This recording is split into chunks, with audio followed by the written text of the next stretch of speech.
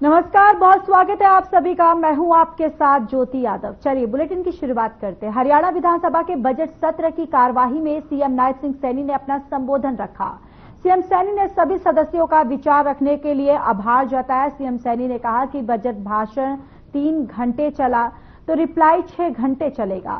CM Saini ने कहा कि बजट में लोगों के सुझाव मिले हैं।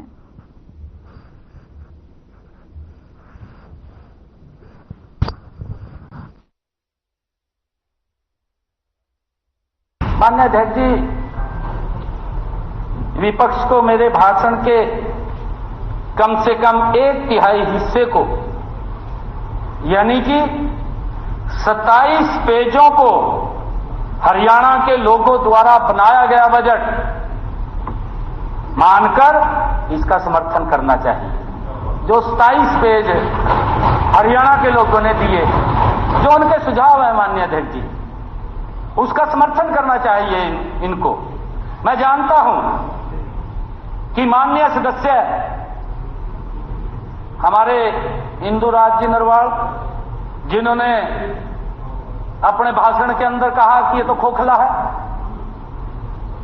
मैं पूछता हूं क्या वे हरियाणा के जनमानस को खोखला मानते हैं?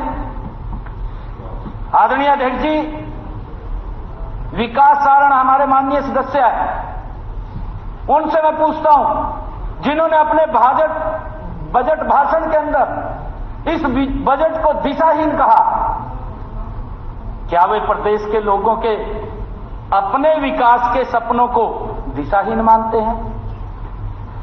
आदरणीय अध्यक्ष जी, मेरा प्रश्न है श्रीमती रेणु बाला जी से, हमारी विधायिका महोदय, जिन्होंने बजट को निराधार बताया। क्या जनाधार से बड़ा कोई भी आधार होता है माननीय अध्यक्ष जी? आदरणीय अध्यक्ष जी, दुख की बात है जिनका अपना कोई आधार नहीं, वे भी बजट में शामिल जनता के सुझावों को खोखला, दिशाहीन और निराधार बताते हैं। ऐसी टिप्पणी है।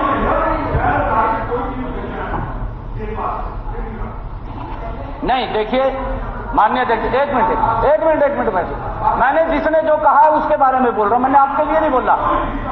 नहीं, देखिए माननीय अशोक जी, आपने भी बहुत कुछ बोला है, मैं आपके ऊपर भी आऊंगा, आपने बहुत कुछ बोला है। नहीं, जिसने जो बोला है उनको भी निकाल दो माननीय अध्यक्ष जी। ठीक है, क्योंकि ये बजट माननीय अध्यक्ष जी, ये बजट हरियाणा प्रदेश के जनमानस की आकांक्षाओं का प्रतिबिंब है। बैठिए जी, मुख्यमंत्री जी आप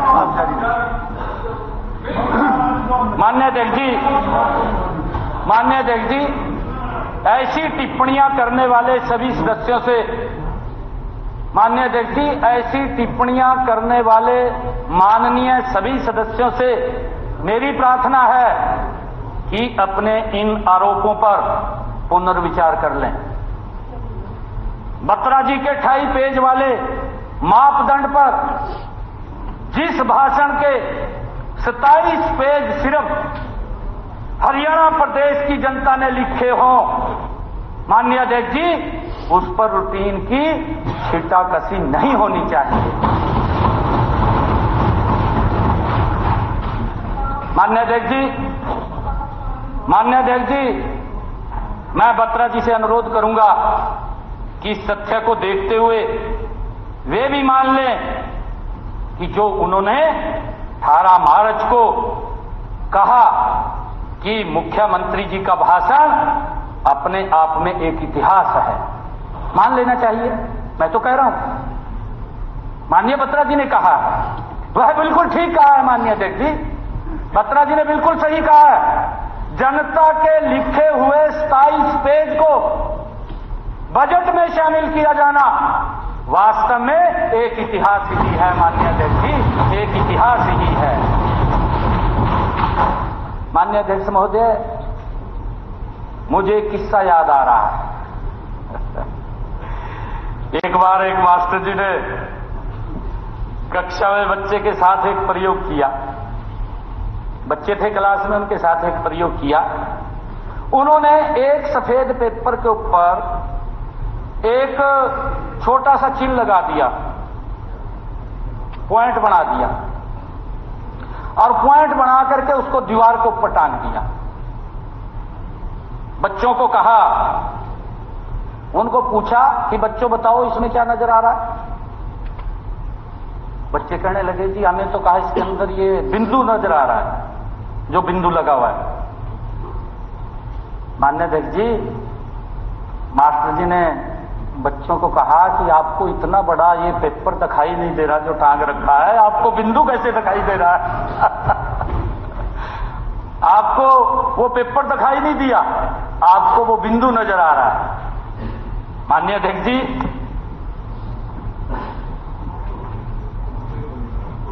विपक्ष का भी यही। हरियाणा के पूर्व वित्त मंत्री संपत सिंह का बयान सामने आया है। उन्होंने कहा कि हरियाणा पर कर्ज बढ़ता जा रहा है। सरकार 3,52,000 करोड़ का कर्ज होने की बात करती है, जबकि रिजर्व बैंक ऑफ इंडिया के आंकड़ों के हिसाब से हरियाणा पर 3,79,000 करोड़ रुपए का कर्ज है। संपत सिंह ने कहा और उन्होंने आगे क्या कुछ कहा, चलिए आपको ये भी सुनवा देते हैं। मेरा कहना यह है कि जहां तक कर्जे का सवाल है, कर्जा बेथा बढ़ रहा है। जहां आंकड़े इन्होंने पेश किया है 3,53,000 का है, उसके में अगर जोड़ा जाए तो 69,000 करोड़ का पब्लिक एंटरप्राइजेज का कर्जा है, जिसकी गारंटी सरकार ने दी हुई है। इसी तरह से 4,800 करोड़ का स्मॉल सेविंग का है, जिसकी गारंटी भी सरकार के पास होती है। और 4,600 करोड़ का जो है, 40,000 करोड़ का ये कर्जा जो है अन्य कर्जों में से आता है, जो अलग अलग इदारों से बाकी पड़ा है। और जो आरबीआई की रिपोर्ट आई है वो इस 3,53 की बजाय 3,69 बता रही है, 3,69,000 करोड़। 16,000 करोड़ का तो वहीं आरबीआई करने का फर्क आ गया। और बाकी जो फर्क आया तो मेरे हिसाब से 5,00,000 और 32-33,000 करोड़ रुपया जो है कर्जा बन जाता है। चलिए आगे बढ़ते हैं। फरीदाबाद में नेशनल एमएसएमई के दूसरे सालाना महोत्सव का आयोजन किया गया। कार्यक्रम में मुख्य अतिथि के रूप में सांसद और वक्फ बिल के चेयरमैन जगदीपिका पाल ने शिरकत की। उन्होंने कहा कि देश की जीडीपी में एमएसएमई का 30% योगदान है और पटना में वक्फ बिल के विरोध प्रदर्शन को लेकर उन्होंने कहा कि सरकार इसमें अमेंडमेंट करके बेहतरीन के लिए इसे ला रही है, ताकि गरीब, विधवाओं और बच्चों समेत अन्यों को फायदा हो। और पत्रकारों से बातचीत करते हुए सांसद और वक्फ बिल के चेयरमैन जगदीपिका पाल ने कहा कि उन्हें एमएसपी के सालाना महोत्सव में शिरकत करके बेहद खुशी हुई और साथ ही उन्होंने कहा कि आज देश की जीडीपी में एमएसएमई का 30% योगदान है, तो वहीं देश की इकोनॉमी को टॉप 5 में ले जाने की भी इसका बहुत बड़ा रोल है। और आगे उन्होंने कहा कि इस कार्यक्रम के माध्यम से उन्होंने अपनी कई समस्याओं का जिक्र किया और वादा किया है कि सरकार तक इनकी बात पहुंचाकर समस्याओं का निदान करवाएंगे।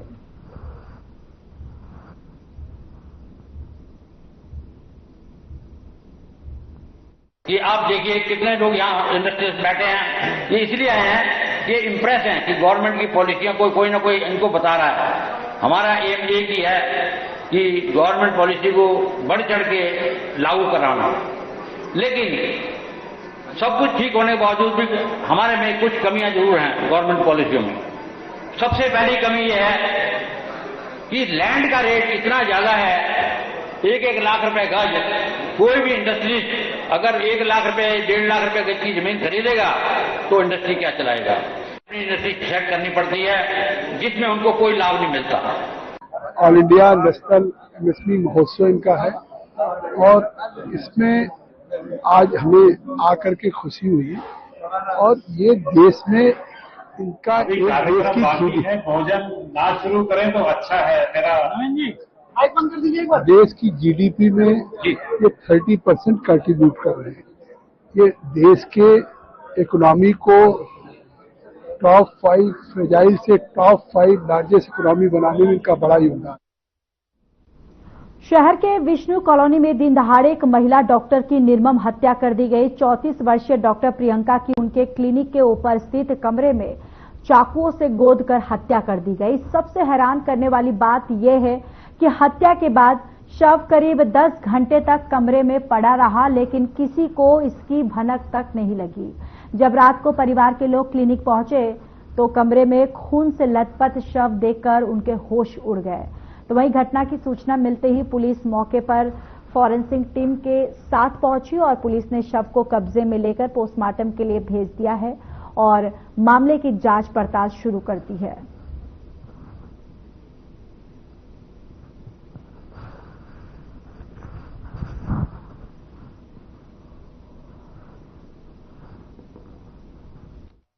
कल तो मेरा पति यहाँ पे आया, बहन के पैसे जेवरात बच्चों लूट के ले गया।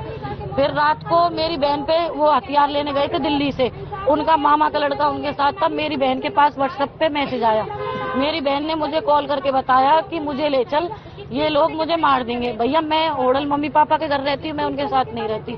फिर मैं आई हूँ, वहाँ से मैं अपनी बहन को टूल पैसे लेके चली गई हूँ। मृतक के परिवार की बहनों ने सूचना दी कि हमारी बहन प्रियंका जो है करीब 11 बजे से मिसिंग है, उसकी तलाश कराई जाए। मैंने उनकी दरख्वास्त ली और अपनी कार्रवाई शुरू की। आपने आयो मौका भेजा तो 10 बजे करीब मालूम हुआ कि भी इसकी हत्या हो चुकी है। उसके पश्चात कुरुक्षेत्र पुलिस ने केशव पार्क में महायज्ञ के दौरान गोली चलाने के दूसरे आरोपी को गिरफ्तार किया। अपराध अन्वेषण शाखा 2 की टीम ने केशव पार्क में महायज्ञ के दौरान गोली चलाने के आरोपी जयदीप उर्फ देववासी कांसीडी जिला सोनीपत को गिरफ्तार करने में सफलता हासिल की है। अपराध अन्वेषण शाखा 2 प्रभारी निरीक्षक मोहनलाल ने बताया कि दिनांक यानी कि तारीख 22 मार्च को पुलिस को दी गई अपनी शिकायत में आशीष वासी लखनऊ यूपी ने बताया कि वह आश्रम में रहकर यहां पर पढ़ाई करता था और अपने मित्र आकाश को भी यहां पर वो उसके साथ रहता था। देखिए 18 मार्च से 27 मार्च तक केशव पार्क में चलने वाले यज्ञ की व्यवस्था स्वामी हरिओम महाराज द्वारा की जा रही है और 22 मार्च को वो अपने पंडित साथियों के साथ सुबह 4 बजे से 8 बजे तक यज्ञ के बाद वो सभी सैनी धर्मशाला में नाश्ता करने गए थे और नाश्ते की शिकायत को लेकर जब वो सभी स्वामी हरिओम के पास गए और नाश्ते की शिकायत करने लगे तो वहां मौजूद स्वामी के सुरक्षा कर्मियों ने जान से मारने की नीयत के ऊपर उनके ऊपर गोली चला दी।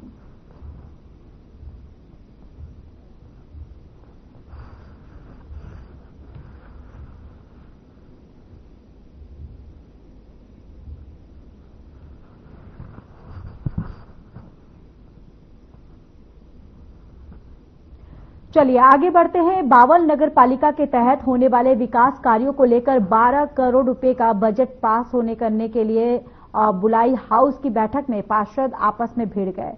नतीजा ये हुआ कि पार्षदों की आपसी गुटबाजी के चलते बजट पास नहीं हो सका और बैठक को स्थगित करना पड़ा। इससे पूर्व बैठक में मौजूद पार्षदों के पति, देवर और ससुर को बैठक से चलता कर दिया गया। गौरतलब है कि वहां पर बावल पालिका की बैठक की अध्यक्षता चेयरमैन वीरेंद्र एडवोकेट ने की। बैठक में पक्ष और विपक्ष के 13 में से 12 पार्षद उपस्थित थे और एक पार्षद वीरेंद्र परिवार में मृत्यु होने कारण बैठक में शामिल नहीं हो सके। बैठक में पार्षदों से अधिक लोगों की भीड़ देखकर हंगामा खड़ा हो गया।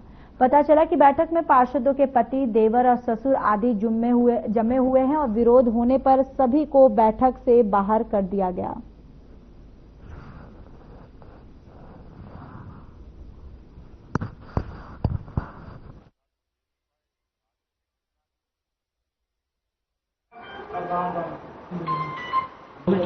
दूसरी मीटिंग थी बजट की, जो हमारा वर्ष 2025-26 का बजट था, उसकी आज दूसरी मीटिंग थी। पहली मीटिंग का सभी पार्षदों ने बहिष्कार किया था, जिसका लोगों को भी उसका कारण बताया गया था।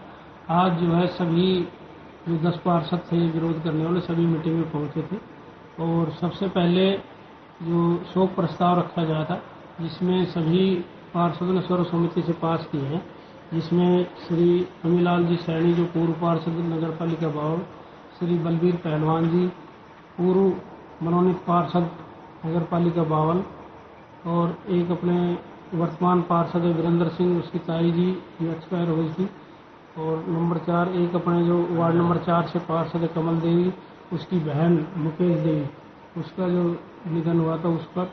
और एक प्रस्ताव था अपने जो भूप पहलवान हैं उनकी पुत्रवधू। जो मीटिंग बुलाई गई थी वो पहले बुलाई गई थी, लेकिन उस दिन कोरम पूरा नहीं था तो मीटिंग एडजॉर्न कर दी थी, आज बुलाई गई थी। इससे पहले सभी जो भी हमारे सदस्य हैं नगर पालिका के, सबको नोटिस जारी किया गया था। आज की मीटिंग में 12 सदस्यगण हाजिर थे। एक हमारे जो वार्ड नंबर 13 के उनकी ताई जी का देहांत हो गया था, वो आ नहीं सके थे। मीटिंग में केवल एक ही एजेंडा था, बजट 2000 वर्ष 25 और 26 का। तो जैसे ही ये बजट रखा गया, जो हमारे प्रधान जी हैं और उनके साथ कुछ पार्षदों ने उनका समर्थन किया और बजट पे असहमति जताई, लेकिन उन्होंने बजट पे कोई कारण नहीं बताया अभी बजट पास क्यों नहीं होना चाहिए। उन्होंने ये कहा जो पिछला वर्ष का जो बजट था 2024 और 25 का, और जो उसकी कॉपी दी और जो बजट बताया गया उसमें अंतर है।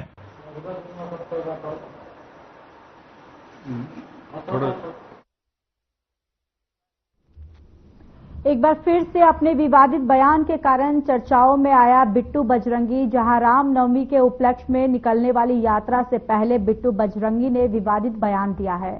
बताते चले कि बिट्टू बजरंगी ने कहा कि सपा के नेता रामजी लाल सुमन की गर्दन काटने वाले को गौ रक्षक बजरंग फोर्स उचित इनाम देगा।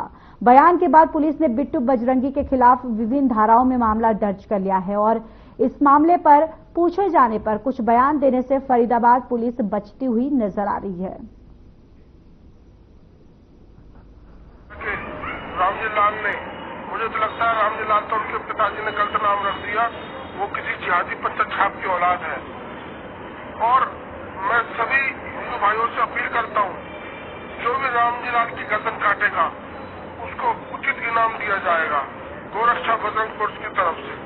आज बाबर की औलाद, औरंगजेब की औलाद, देशद्रोही औलाद सामने आ रही है। कौन देशद्रोही है? ये बाबर के वंशज आज ऐसे बयान दे रहे हैं, औरंगजेब के वंशज ऐसे बयान दे रहे हैं। पर ठोस कार्रवाई और इनके घरों पर बुलडोजर चलाया जाए।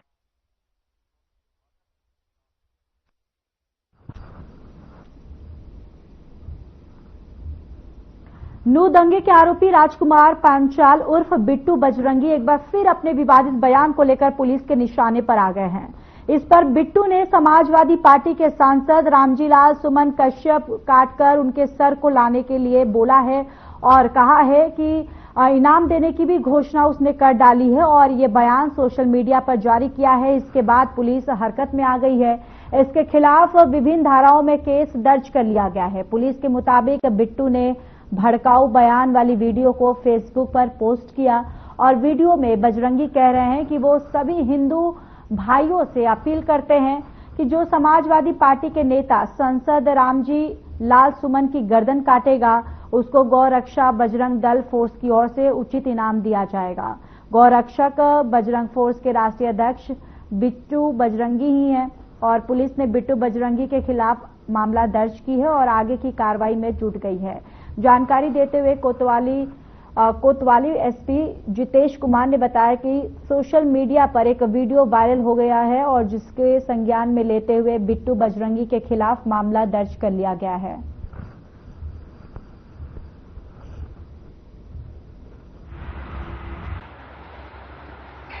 ये 24 मार्च को हमारे संज्ञान में ये बिट्टू बजरंगी का बयान आया। इसमें इन्होंने एक सांसद हैं रामजी लाल, उनका सर काटने की उसमें वो भड़का रहे हैं, भड़काऊ पोस्ट इन्होंने डाली है।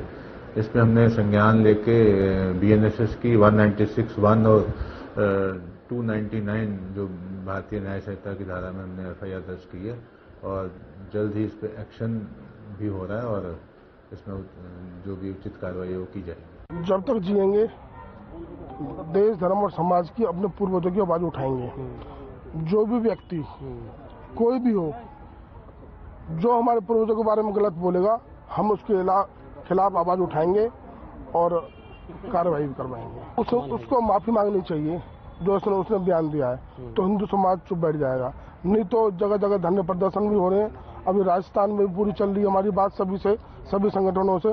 देश के तमाम जो अपने आप को देशभक्त समझते हैं अपने आप को, हम सारे एक होकर बातें कर रहे हैं।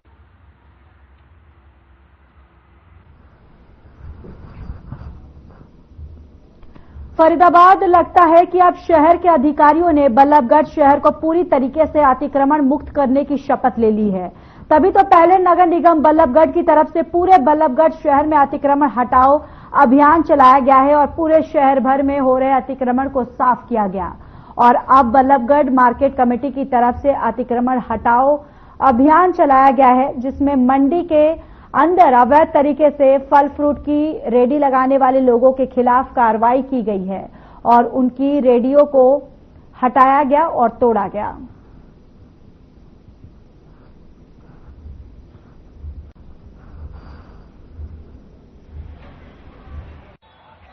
देखिए, इनकी आए दिन शिकायत होती थी और आम जनता की परेशान होती थी कि रोड में निकलने की जगह नहीं है, लोगों ने रोड पे बैठ के अपनी सामान बेच रहे हैं।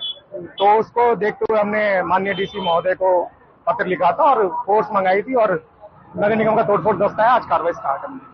कितने इलाके को जो है वो साफ किया गया है? क्योंकि हम देख रहे थे कि जैसे मंडी में एंटर करते हैं थोड़ी रेहड़ियां वगैरह लगी हुई रहती। देखिए जी, वो रोड तो पूरा ही ब्लॉक था और अब जैसे हमारा रबी का सीजन आ रहा है, वहां से किसान अपनी फसल लेके आएंगे तो उनको आने जाने के लिए रास्ता नहीं था। लोगों को कई बार हमने इस बारे में बोला कि कृपया करके अपनी रेहड़ियों को साइड में लगाएं, लेकिन लोग क्या है कि अधिकतर लोग रोड पर ही लगा लेते थे।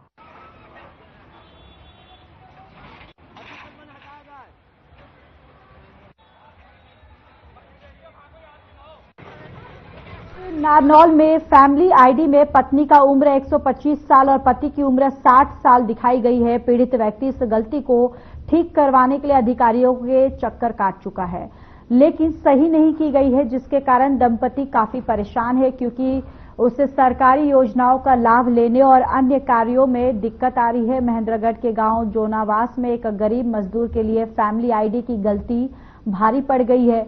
मजदूर रमेश कुमार जो मुश्किल से अपनी रोजी रोटी कमा पाते हैं, उनकी फैमिली आईडी में इनकम 1 अरब 20 करोड़ रुपए दर्ज कर दी गई है। इस गलती के चलते उनका बीपीएल राशन कार्ड रद्द हो गया है और उन्हें सरकारी योजनाओं से वंचित कर दिया गया है।